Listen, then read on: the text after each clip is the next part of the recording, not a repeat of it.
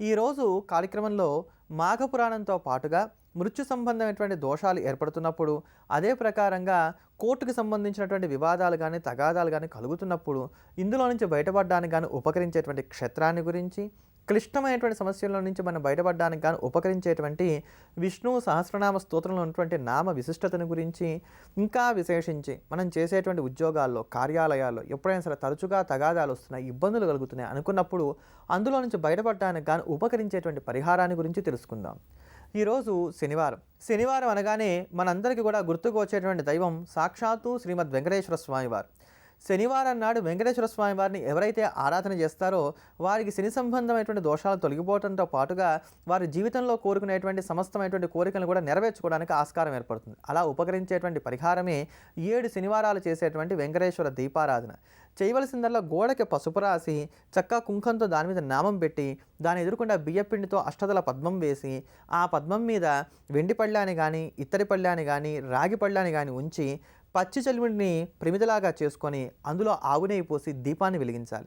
ఇలా వెలుగుతున్నటువంటి దీపమే మన కష్టాలు పోగొట్టడానికి వచ్చినటువంటి వెంకటేశ్వరుడిగా భావన చేసి అష్టోత్తరంతో పూజించి పానకం, వడపప్పు, చలివిడి నైవేద్యంగా పెట్టాలి. ఇలా క్రమం తప్పకుండా వదిలిపెట్టకుండా ఏ శనివారాలు చేసినట్లయితే కనుక మన మనస్సులో ఉండేటువంటి కోరికలు నెరవేర్చుకోవడానికి కానీ ఆస్కారం ఏర్పడుతుంది. గుర్తుపెట్టుకోవాల్సిన అంశం వల్ల స్వామివారి పూజలో తప్పకుండా తులసిని వాడాలి. తులసి కనుక లేకపోయినట్లయితే పరమాత్మ అనుగ్రహం మనకు లభించదు. అందుకనే పరమాత్మ అనుగ్రహాన్ని కోరుకునేటువంటి వారందరూ కూడా వెంకటేశ్వర స్వామి వారికి ఎప్పుడు కూడా తులసిని ఇవ్వాలి. ఈ తులసి ఒక్కొక్క రోజు ఇవ్వటం వల్ల ఒక్కొక్క ఫలితం ఉంది. శుక్రవారం నాడు కనుక వెంకటేశ్వర స్వామి వారికి తులసిమాలను ఇచ్చినట్లయితే ఐశ్వర్యం స్థిరంగా నిలబడుతుంది. శనివారం నాడు కనుక వెంకటేశ్వర స్వామి వారికి తులసిమాలను అర్పణ చేసినట్లయితే కనుక స్వామివారి యొక్క పరిపూర్ణమైన కటాక్షం కలిగి మోక్ష సిద్ధి లభిస్తుంది. అట్లా తులసికి కూడా విశేషత్వం ఉంది. అంతటి భవ్యమైనటువంటి స్వామివారిని నోరారా కీర్తిస్తూ శ్రవణానందకంగా స్వామివారి యొక్క అష్టకాన్ని శ్రవణం చేద్దాం, ధన్యులమవుదాం. కమలాకుచూచుక కుంకుమతో నియతారుణితాతుల నీలతనో కమలాయతలోచనలోకపతే విజయీ భవ వెంకటశైలపతే. కమలాకుచూచుక కుంకుమతో నియతారుణితాతుల నీలతనో కమలాయతలోచనలోకపతే విజయీ భవ వెంకటశైలపతే. సచతుర్ముఖ షణ్ముఖ పంచముఖ ప్రముఖాఖిల దైవతమౌలిమణే శరణాగత వత్సల సారనిధే పరిపాలయ మాం వృషశైలపతే. అతివేలతయా తవ దుర్విషహైరనువేల కృతైరపరాధశతైః భరితం త్వరితం వృషశైలపతే పరయా కృపయా పరిపాహి హరే. అధివేంకటశైలముదారమతేర్జనదాభిమతాధికదానరతాత్ పరదేవతయా గదితాన్నిగమై కమలాదయితాన్న పరం కలయే.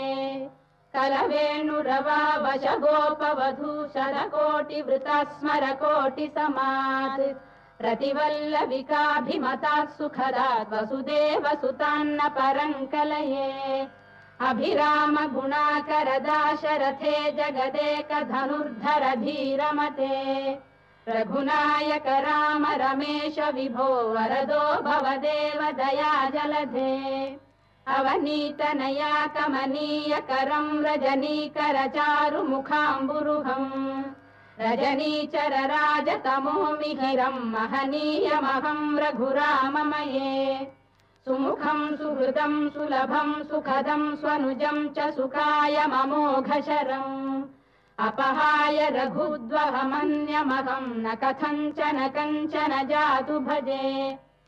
వినా వెంకటేశం ననాథో ననాథ సదా వెంకటేశం స్మరామి స్మరామి.